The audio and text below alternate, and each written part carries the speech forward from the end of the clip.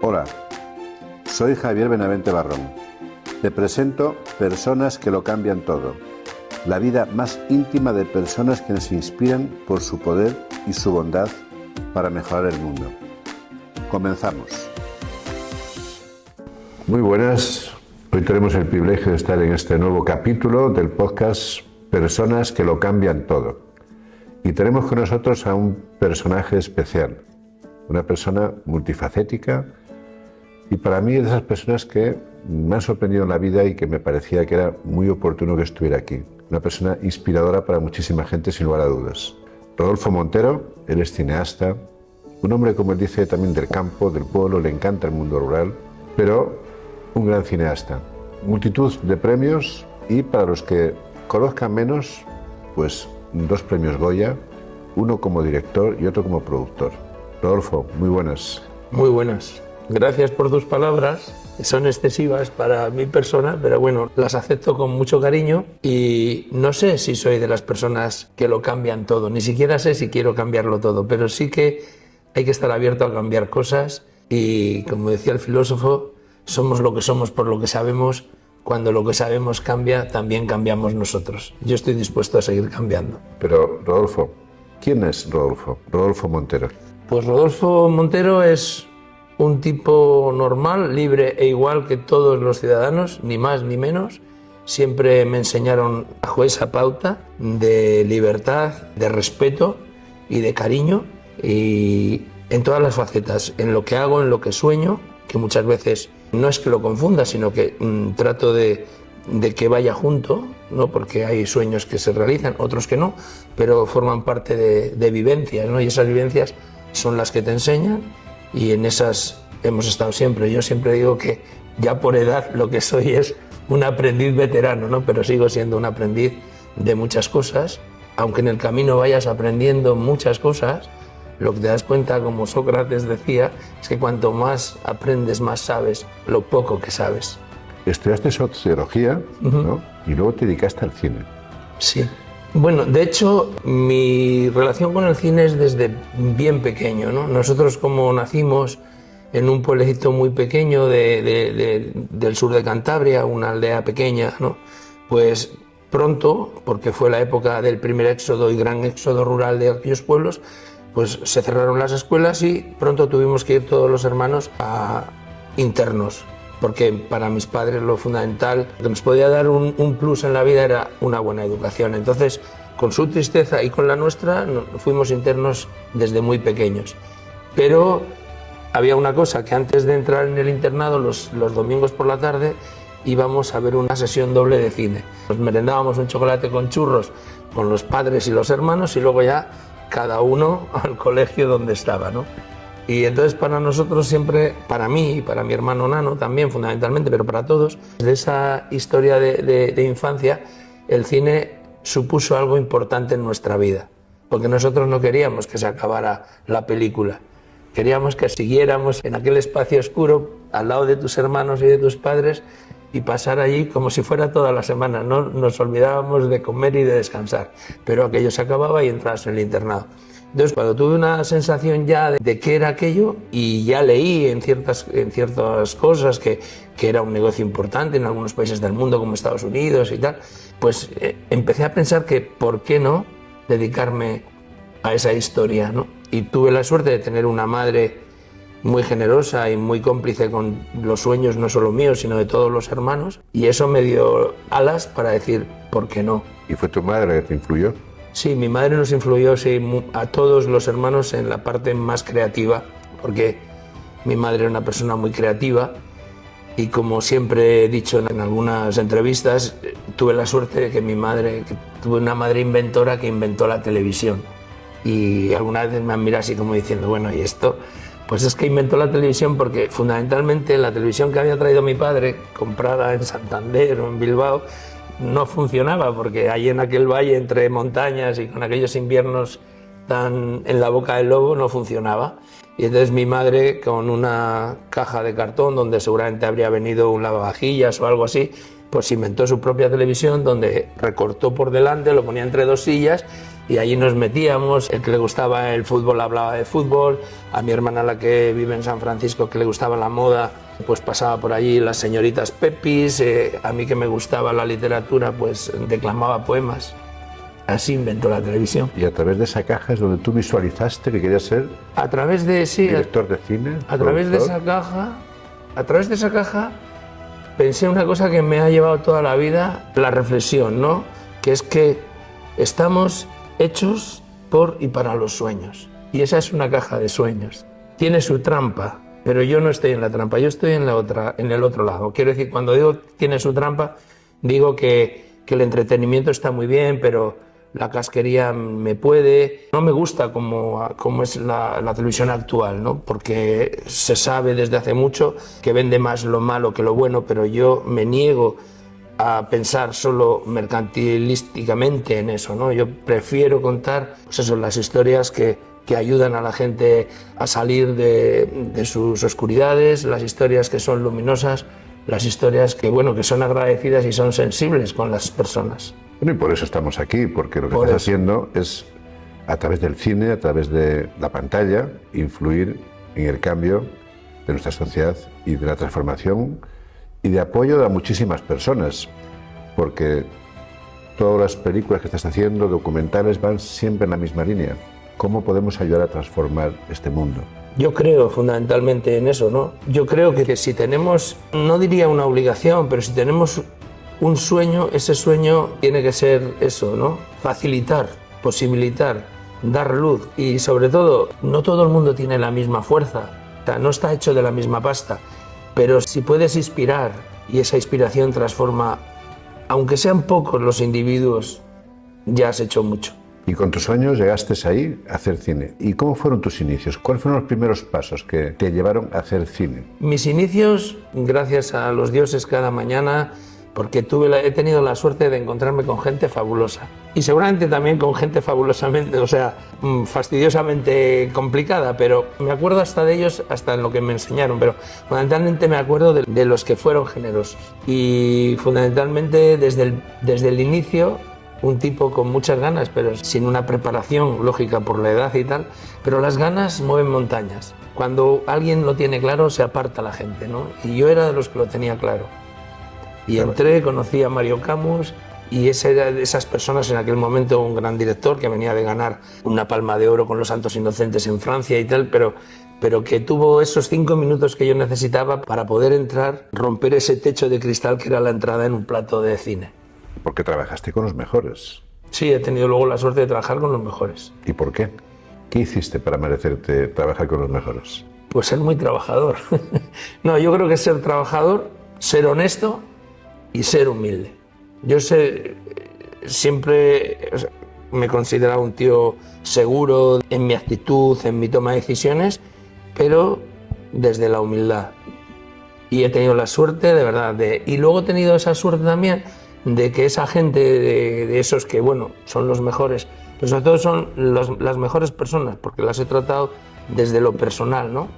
Como puede ser eso, Mario Camus, Aranda, Pedro Olea, Pedro Almodóvar, gente normal, corazones humanos, como todos. Pero algo tendrá que ver eso con haber nacido en un pueblo, ¿verdad? Salir a la ciudad, ahora volver, incluso has creado fundación, que es la Fundación Agrocultura, para promover cultura, el cine y todo en el mundo rural. Y sigues yendo allí a tu pueblo y estando con tus vecinos. Algo tiene que ver con todo esto, ¿no? Eres un personaje un poco distinto, ¿no? No eres de los que salen del pueblo, se van y ya se hacen famosos y ya no vuelven. Tú has ganado todo tipo de premios en el mundo del cine y vuelves a tu pueblo. Hombre, yo creo que esa ambivalencia no hay que perderla, ¿no? En ese sentido también me educaron así, ¿no? Pero hay una frase creo que es el Deuteronomio, que lo explica muy bien, ¿no? Que dice, si me olvidare de ti, Jerusalén, que me faltare la diestra. O sea, si yo me olvido del territorio de mi infancia, de lo que fueron los valores que me inculcaron, me faltaría el respeto a mí mismo y se lo faltaría a toda la gente que parte de su vida la dedicó a pulir lo que yo quería ser, ¿no? Pero luego saliste fuera. Sí, hay que salir, sí. Pero siempre desde la raíz. Yo siempre digo que esto es como cuando tú clavas, lo llaman en la tierra nuestra un picacho, y no sabes la cuerda que tienes, pero sabes dónde tienes el núcleo, sabes dónde está el nexo. Y ese nexo, cuando te estás perdido, es solo tirar de la cuerda y vuelves a él. Yo nunca me he ido del todo, porque siempre he sentido que en ese núcleo estaban los fundamentos, no sé, o los valores que me gusta tener y que disfruto con ellos, claro, aparte de los afectos. Tu cine, por un lado, es un cine social, es un cine de influencia a nivel de transformación, pero a la vez quieres unirlo con tu tierra y con el pueblo, y cómo el mundo rural puede ser, el cine puede ser un elemento transformador del mundo rural. Sí, yo pienso que sí. Yo pienso que, a ver, primero, uno de los objetivos que siempre he tenido, porque he tenido que lidiar con él, es la poca conciencia que tiene el mundo urbano, o el mundo, digamos, más del progreso, con lo que es el medio rural, con lo que es la filosofía agrícola campesina, ¿no? Para mí, y lo digo sin temor a equivocarme, la filosofía agraria del mundo está al máximo nivel como pudieran estar las grandes religiones. O sea, aquí siempre dicen, venimos, ¿no?, de la tradición judeocristiana y campesina, porque el campesinado fue el desarrollo fundamental de los pueblos originarios. Y entonces lo que pasa es que luego se ha desprestigiado o ha interesado el progreso olvidarlo. Pero para mí es maravilloso y es muy motivador el sentir que hubo antes que nosotros, nuestros ancestros, que se dedicaron a que las semillas, a que los animales, a domesticar, ¿no? A domesticar, no a dominar. Entonces, por eso estamos aquí. O sea, fundamentalmente, para mí, el valor de la filosofía campesina está sobre todo en su objetivo, que es dar de comer a tu clan. ¿Algo más maravilloso que eso? Desde luego. Entonces yo quiero recuperar toda esa cultura, que no es una cultura de grandes manifestaciones arquitectónicas, porque normalmente los aperos eran aperos de madera y tal, pero es esa cultura que nos ha traído hasta aquí, que es la cultura de los alimentos, es la cultura del cuidado y es la cultura de la domesticación, pero no la dominación. ¿De qué va el proyecto Agrocultura? El proyecto de Agro y Cultura Televisión tiene varias patas, ¿no? Agro y Cultura Televisión. Agro y Cultura Televisión es la pata, digamos, audiovisual. Pretende ser un canal temático donde la gente que quiera aprender o reflexionar o incluso producir algún proyecto que tenga que ver con lo que estaba contando, ¿no?, con esos valores y con esa, pues que lo pueda hacer, y que nosotros estaremos encantados de apoyarlo. Queremos también, por otro lado, intentar llegar a acuerdos para poder pues dar, fundamentalmente semanalmente o mensualmente, pues tener un noticiero con las cosas que pasan en el sector primario. Porque no nos olvidemos, venimos de un siglo donde los excedentes alimentarios han hecho que nadie sea respetuoso con los que hacen los alimentos. Y hasta donde yo sé, y a día de hoy, todavía no hay una máquina que haga una molécula alimenticia por sí sola. Entonces es muy importante recuperar ese respeto, que no lo están pasando bien. El sector primario en toda Europa no lo está pasando bien. ¿Qué le falta al sector primario? En España fundamentalmente le falta que haya un conocimiento ciudadano de lo que realmente hacen y a lo que sirven los agricultores y los ganaderos. Y ese conocimiento dará luego el reconocimiento que merezcan, por un lado. Y por otro lado, creo que a los propios agricultores, ganaderos, pescadores, a todo ese sector le hace falta también recuperar el respeto y la dignidad, no poniéndose en contra de nada, sino favoreciendo el entendimiento. Porque hay veces que cuando los mundos, y siempre hay intereses, en vez de ser complementarios, se hacen descaradamente contrarios. Hay que recuperar esa complementariedad. En los últimos premios Goya leímos que querías haber ido a los Goya con un tractor para poner en valor Sí. a los agricultores. Sí, porque bueno, ya sabes que hay veces que hay acciones que tienen un trasfondo y que nosotros en nuestro sector, que yo lo respeto y por supuestísimo la libertad primero que todo, pero claro, si somos capaces de apoyar a los saharauis, que les he apoyado toda mi vida, o apoyar a diferentes sectores de la sociedad que lo merecen y que se pueden apoyar, ¿por qué no a los agricultores y ganaderos de nuestra tierra? Pues en el fondo por ignorancia. Y luego hay un miedo a que el campo, sus manifestaciones, sea retrógrado. Y eso es una falacia. El campo es justo. Y efectivamente, si tú te has olvidado del campo, pues el campo te tomará otras determinaciones intelectuales e ideológicas. Pero no porque sea así, sino porque necesita sobrevivir y sobreponerse. Bueno, estás justificando porque estás en este podcast de personas no que lo lo sé, cambian todo. No lo sé. Esa responsabilidad. Y también, volviendo al cine, las películas que estás haciendo son todas, o casi todas, de impacto. ¿Por qué te has centrado en el cine de impacto, de transformación? ¿Qué es lo que te ha incitado a ello? Siempre lo he tenido, ¿no? También mi maestro Mario Camus decía eso, que nosotros, los cineastas, tenemos una responsabilidad. No es la misma que un cirujano que opera a corazón abierto, pero sí es la responsabilidad de qué damos a nuestra sociedad a consumir y a pensar.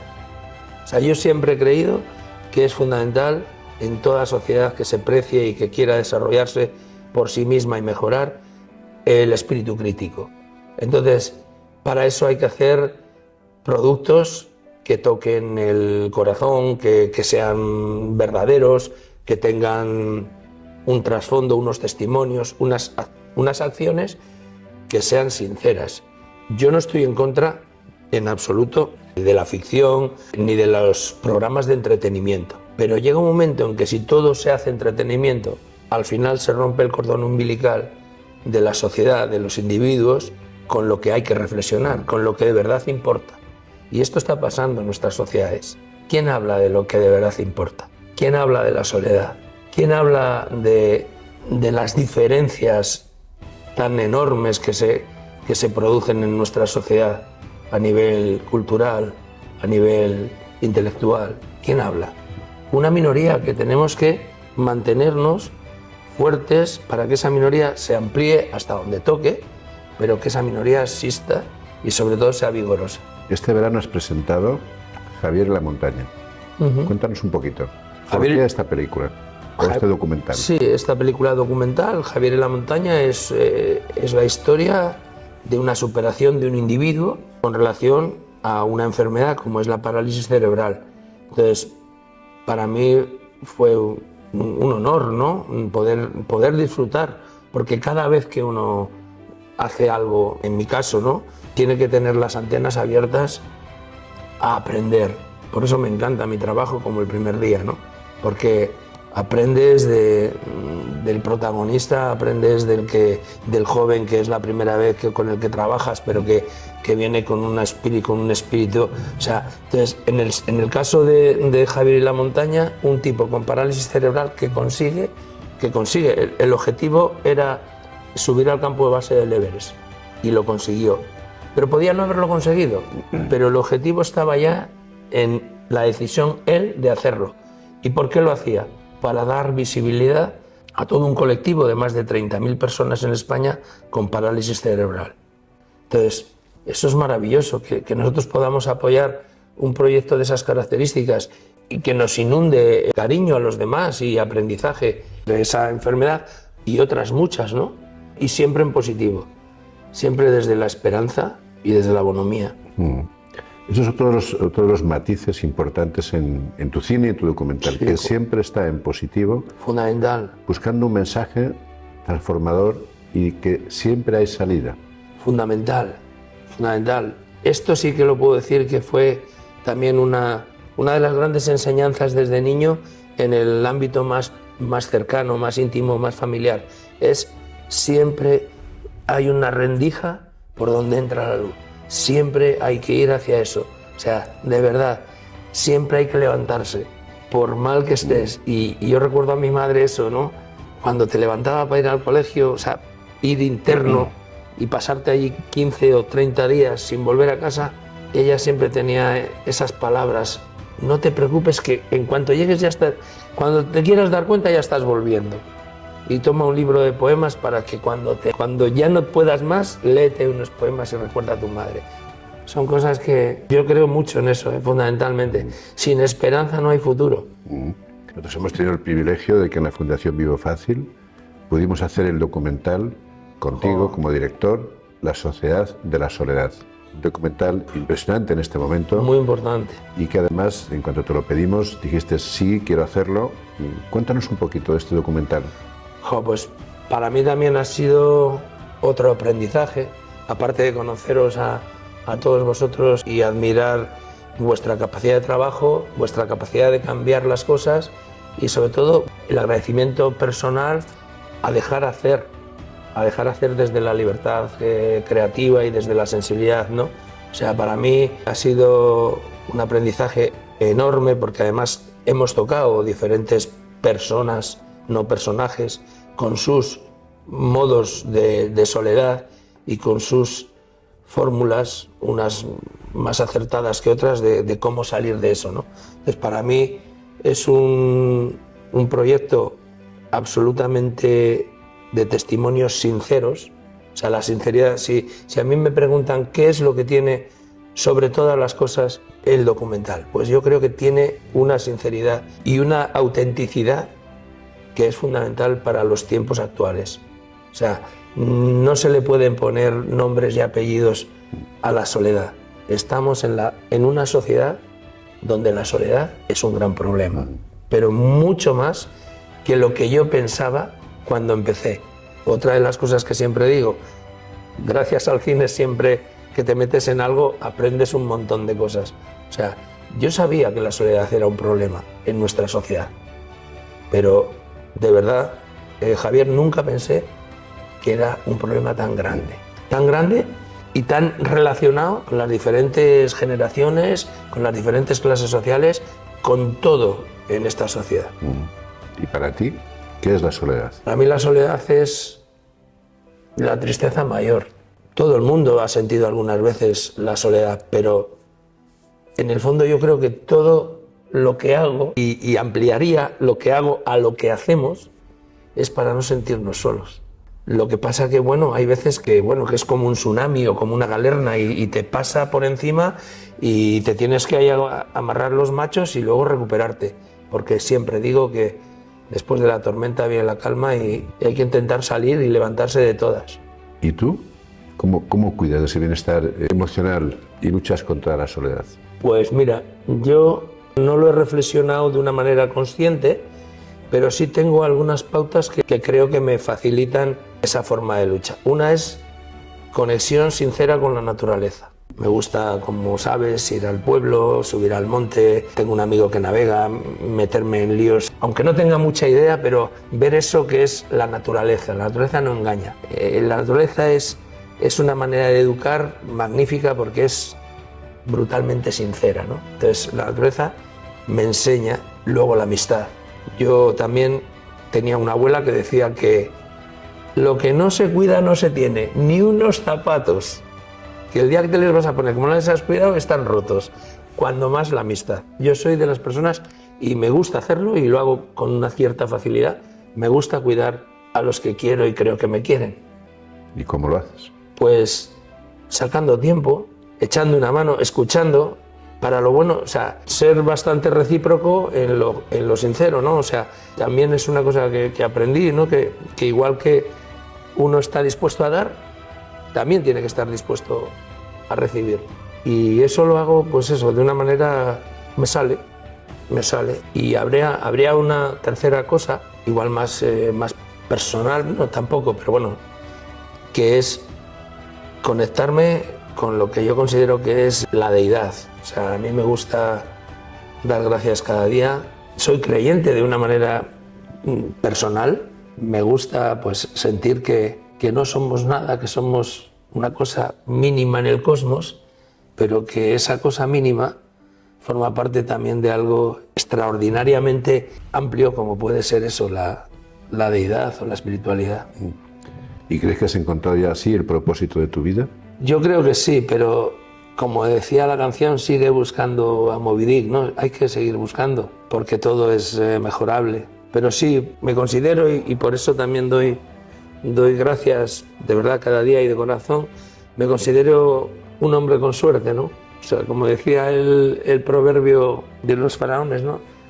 Tira un hombre con suerte en mitad del Nilo y aparecerá con un pez en la boca. Pues yo doy gracias porque no sé si con el pez en la boca, pero salir a flote salimos. ¿Y qué planes tienes en Paramount Pictures? Pues los planes es seguir haciendo lo que nos gusta, disfrutar de cada movimiento con la pasión de siempre. En lo personal, pues eso, mantener el cuidado y el aprendizaje con la gente más cercana, como son los hijos, como son la gente que en algún momento de corazón te pregunta algo y yo que sé lo justo, pues por lo menos le das una clave, pero fundamentalmente sin imponer y tal. Y luego que dentro de lo que es la productora tenemos algunos proyectos con los que vamos a seguir, por un lado de corte social, por otro de corte más de películas y de ficción, y también seguir desarrollando proyectos para agricultura televisión. Tenemos un proyecto que es muy atractivo que se llama La Tierra al Plato, que estamos en conversaciones con unos franceses, que es posible que lleguemos a un entente de coproducción, porque los franceses lo entienden mejor que aquí. De La Tierra al Plato sería un proyecto donde se cuenta la historia, o sea, el viaje de los alimentos, donde los alimentos son como las estrellas, no los cocineros, no, o sea, son los alimentos y los que cuidan los alimentos, que son los agricultores, los ganaderos, los pescadores, los pastores, etc. Y luego, siguiendo con ese juego, tenemos otro proyecto que se llama Del Plató a la Tierra, que sería la historia de un tipo que vuelve después de 30 y tantos años y se vuelve a subir al tractor y dice, este hay que cambiarlo, y ese soy yo. ¿Y qué crees que le falta a la industria del cine documental para poder ayudar más a la transformación social? Bueno, pues te digo lo que te decía antes al principio, lo que le falta es educación. Para hacer una reflexión que nos entienda todo el mundo. Si tú haces un documental hermoso, que les hay, y les viene habiendo desde hace mucho, y le quieres ver, te cuesta verle. Y si quieres casquería, te la ponen a todas horas y en prime time. O sea, ¿por qué? Porque se ha perdido el vínculo con la educación, con la lógica de la crítica. Entonces, esto tenemos que ir cambiándolo poco a poco. Por eso digo que hay que resistir y hay que mantenerse y hay que evolucionar para que esto se vuelva, por ejemplo, en la transición española, éramos jóvenes, pero ya vimos como pues había programas como La Clave, como algunos otros, ¿no? que tenían, no diré yo que iban a hacer millones delante pero había una buena masa de gente que veía ese tipo de productos. Ahora también lo hay, pero tiene que ser muy poco a poco. ¿Por qué? Porque lo que digo yo, que esa sociedad ha perdido el carácter crítico.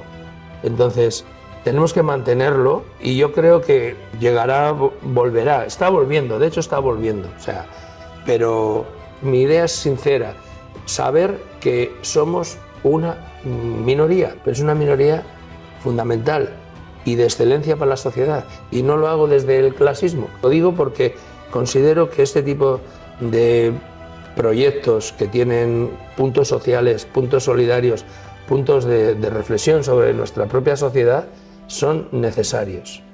Y dices que es para una minoría, cineastas, porque entiendes que que no es rentable hacer... Yo digo que es más para una minoría de espectadores. De espectadores. Infelizmente. Ya. Y que cuando tú vas a ver una película, o sea, un documental, te cuesta encontrarlo. Y sin embargo, y encima, si lo encuentras, al final, tienes que pagar un peaje. O sea, es un poco el mundo al revés. Todo el mundo está hablando de que la educación, la cultura para todos, mentira. Lo que es para todos es la casquería. Es ese tipo de programas que yo no puedo con ellos, ¿no? Donde al niño le hacen llorar porque no ha hecho el huevo frito, al otro, o sea, todo el mundo... No, yo con eso lo respeto, pero no puedo, o puedo poco.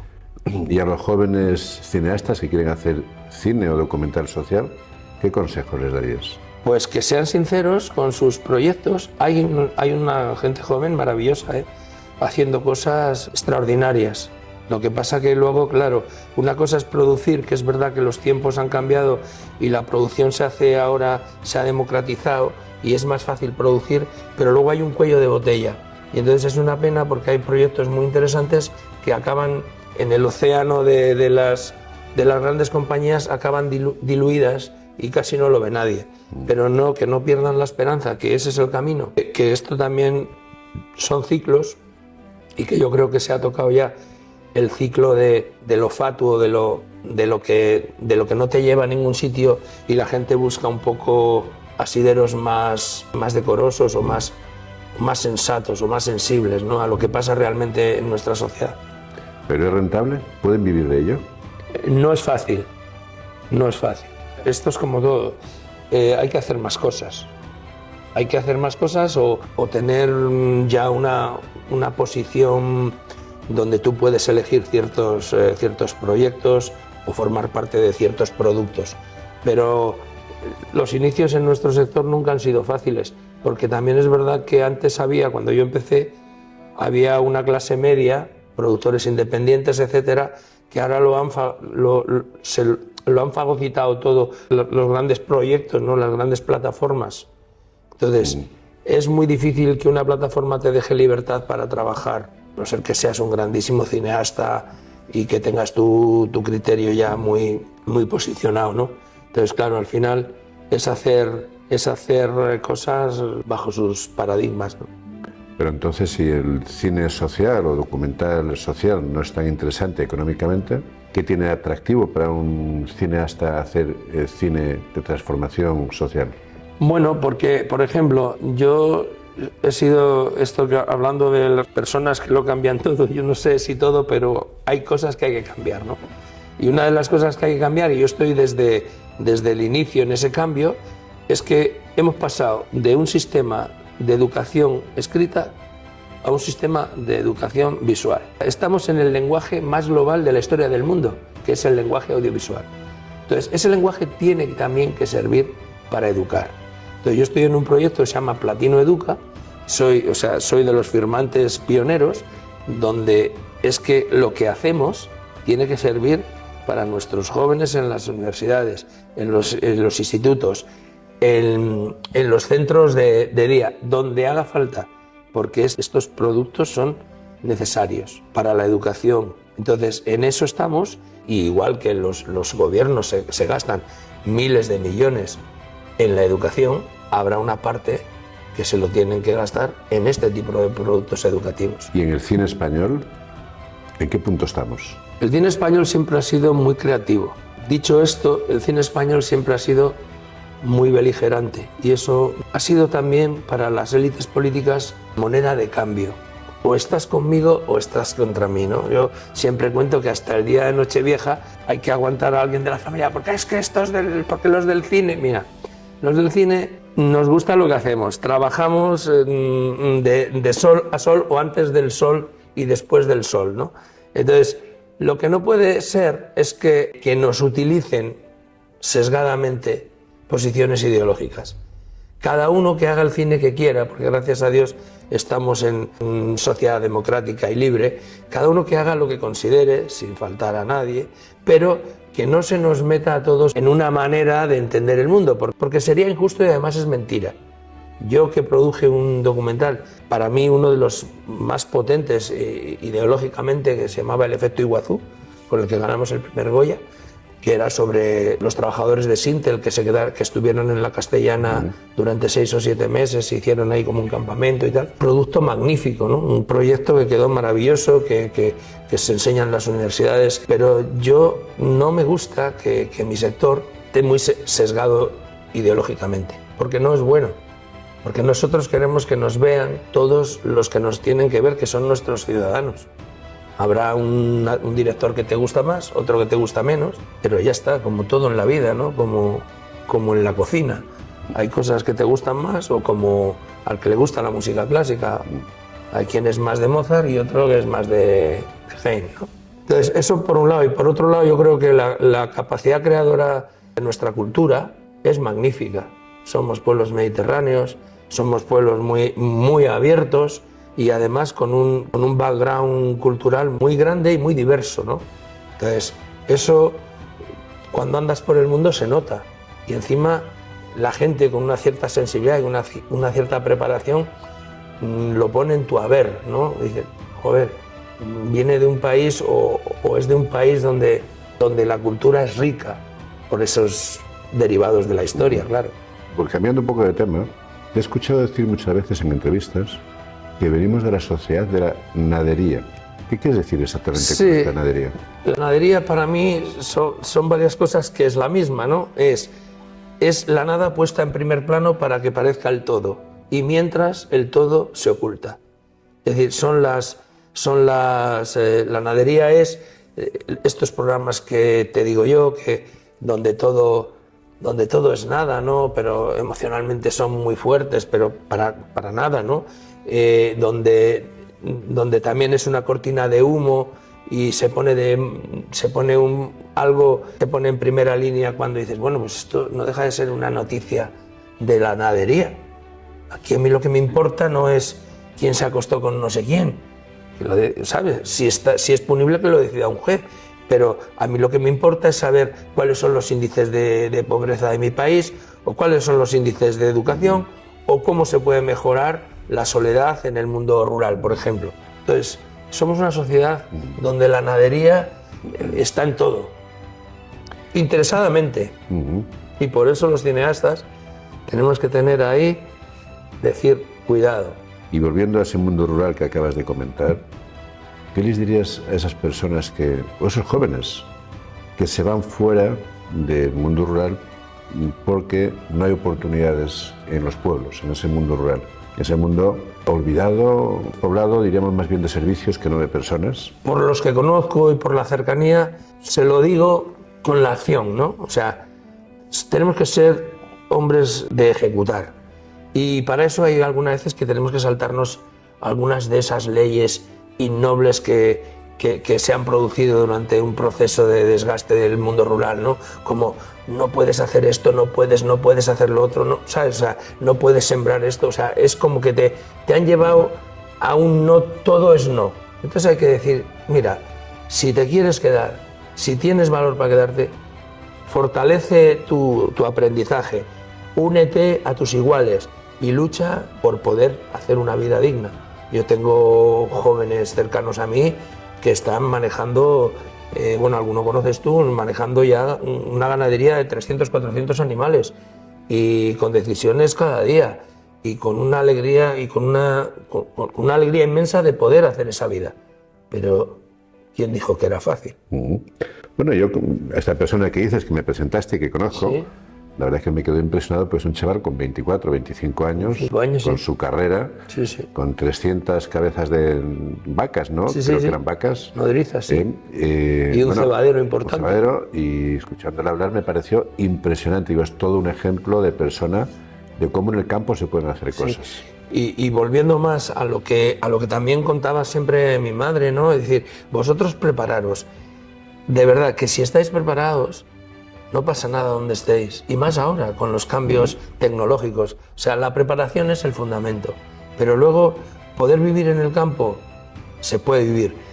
¿Todo el mundo tiene que vivir de la agricultura o de la ganadería? No, no tiene por qué, pero puedes desarrollar un proyecto, el que tú consideres, porque hoy donde estés no es tan importante como antes. Y creo que las ciudades en un sentido se están haciendo ya un poco invivibles, por enormes, ¿no? Bueno, y en ese sentido también eres un ejemplo. Has llevado el mundo del cine, que es tu mundo profesional, al mundo rural, que es tu pueblo, donde este verano has hecho allí un certamen. Total, hacemos varias cosas, pero hacemos un certamen ya importante dentro de los festivales de cine, además muy vinculado a lo que es eso, cine y zona se llama, o sea, cine y territorio, a los territorios que no salen generalmente en las películas de primer orden, y para hacer entender y lo que digo, para educar en ese camino, ¿no? Por otro lado, tenemos un objetivo que es muy ambicioso, pero que creo que vamos a conseguir, que es hacer en ese territorio, porque hay un espacio que está ahora parado en el tiempo, que es una edificación de 6.000 metros, maravilloso, que en su día fueron colonias para niños y jóvenes en el tema medioambiental, pero que se paró en el tiempo porque cuando se cerraron las cajas de ahorros, eso era de la fundación de la Caja de Cantabria, y yo con un pool de gente, te invito también a que participes, queremos llevar ahí una escuela internacional de cine. Eso sería maravilloso. O sea, una escuela internacional de cine a nivel europeo. Y que vengan becados los mejores chavales, evidentemente por las empresas, y que puedan estar ahí 1 año o 2 años y mejorar todas sus habilidades en el audiovisual. Bueno, yo tengo que decir que me quedé impresionado. Tuve la fortuna de conocer tu pueblo, un pueblo casi tan pequeño como el mío. Sí, sí, pequeño, ambos. Pero con unas instalaciones impresionantes, donde tienes una planta de arriba con todo tu aparataje para cine, para el etcétera. cine, sí. Y debajo, cerdos, vacas, Real. En real, en vivo. Me quedé impresionado, digo, madre mía, ¿qué es esto? ¿Qué experiencia?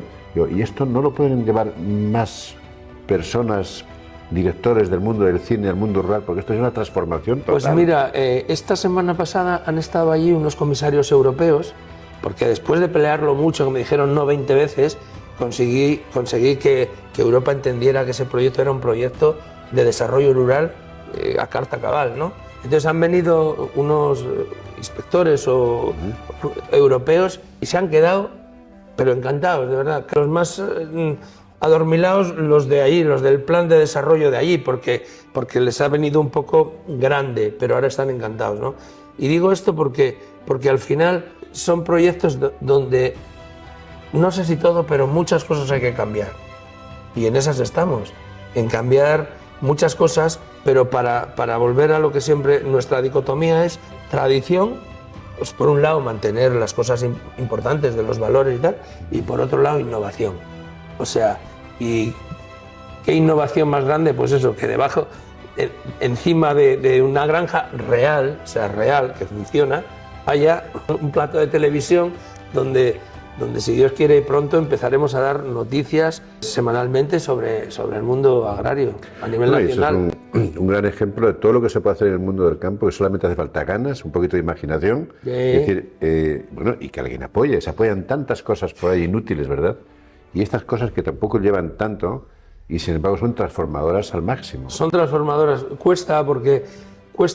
creo que cuesta que la gente lo vea, primero porque en la política todo lo nuevo da mucho trabajo, ¿no? Para los políticos o para los gestores, ¿eh? Yo no estoy con eso criticando ni a unos ni a otros. Pero cuando tú vas con algo novedoso, de momento lo que uno nota a lo largo de su vida es no, pues es que esto tendría que ser, ya, pero claro, si todo tendría que ser como vosotros queréis, no avanzaríamos nunca, ¿no? Entonces hay que saber que eso cuesta un montón, pero hay que ser pertinaz. Yo siempre digo que bota malaya y cabeza dura, y pum, y pum, y pum, con respeto, pero... Sí. No, pero has sacado una palabra mágica que es la parte política. La política, que es lo que tiene que dar las condiciones adecuadas para que todo lo demás se desarrolle. Sin embargo, ¿qué está pasando? Pues me gustaría tener una respuesta, querido Javier, pero está pasando lo peor, que la política se ha convertido en una especie de casta donde la distancia con la ciudadanía es cada vez mayor y por lo que te digo, por la nadería esa que nos invade, pues al final nadie se entera de lo que realmente es importante en nuestra sociedad. O sea, por ejemplo, te cuento esto como anécdota, pero como anécdota seria, ¿no? Es decir, resulta que está ahora y después de mucho tiempo y con las exigencias de muchos conjuntos dentro de la sociedad, está en la agenda, está el desarrollo, está el rural.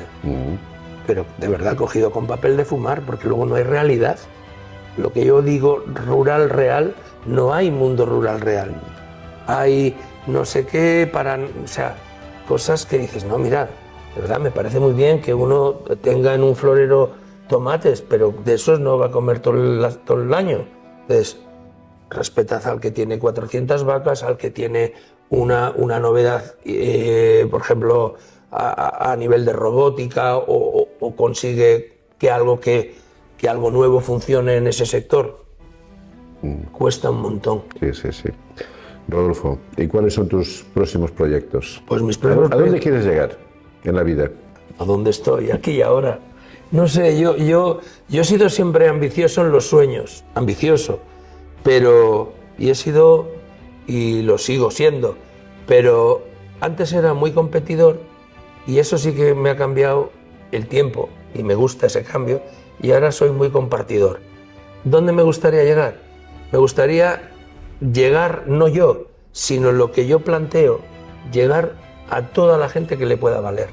O sea, que los planteamientos que yo tengo sobre desarrollo rural, sobre cine, sobre libertad, sobre valores, que ojalá les puedan valer a través de mi cine y a través de mis proyectos a la mayor parte de la gente posible. Fundamentalmente porque yo creo en ellos, porque son buenos, porque son sensatos, porque no son beligerantes contra nadie. Y ya vamos a ir finalizando, solamente con algunas pequeñas preguntas así muy cortas. Vale. Pero para ti, ¿qué significa la palabra muerte? A mí la muerte de niño me daba mucho miedo. El camino de la vida te enseña a entenderla. Luego he visto la muerte de cerca y la he vivido con una cierta con agradecimiento, porque todas las muertes cercanas han sido en el momento de la vida, cuando se acaba, no ha sido nada traumático. Pero sería sincero si no te dijera que me gusta tanto la vida que la muerte me asusta un poco, todavía. ¿Y la palabra amor? Amor es lo más. Amor es lo más, de una manera muy amplia, de una manera muy difícil, y muy difícil porque cuando se ama se tiende al egoísmo. Entonces, el amor ese mayúsculo, que también se puede dar en lo carnal sin egoísmo, pues es lo soñado. Cuando tienes una edad también te das cuenta que ese amor, pues joder, cuando es recíproco, pues ya estás tocando los clarines de la gloria. ¿Has tenido muchos amores en tu vida? Hemos tenido, sí, ha habido. Lo que sí que puedo decir es que he querido siempre de corazón. Algunas veces con torpezas, evidentemente somos humanos y tal, pero siempre de corazón. Y tengo y guardo un bonito recuerdo y buenos amigos y amigas del amor. Bueno, ya para terminar, si tuvieras que resumir en una frase tu legado, lo que quieras que recuerden de ti en el mundo del cine y la sociedad, ¿cuál sería? Pues que no dejes de buscar, ¿no? Yo soy muy desde niño del general cartaginés Aníbal, por una frase que leí de pequeño, ¿no? Y esta es mi frase, ¿no? Encontraremos el camino y si no, lo crearemos. Muchas gracias, Rodolfo. Muchísimas gracias. Gracias. Todo un lujo haberte tenido. Gracias a ti. Muchas gracias. Muchas gracias. Esto es todo por hoy. Si te ha gustado, te invitamos a seguirnos, a compartirlo y a dejarnos tu valoración con 5 estrellas. Con tu apoyo podemos llegar a más personas que buscan inspiración para liderar el cambio, para transformar el mundo a mejor. Gracias por formar parte de este movimiento. Recuerda esto, no es la especie más fuerte la que sobrevive, sino la que lo cambia todo. ¿Y tú, cómo quieres contribuir al cambio? Te espero en el siguiente capítulo.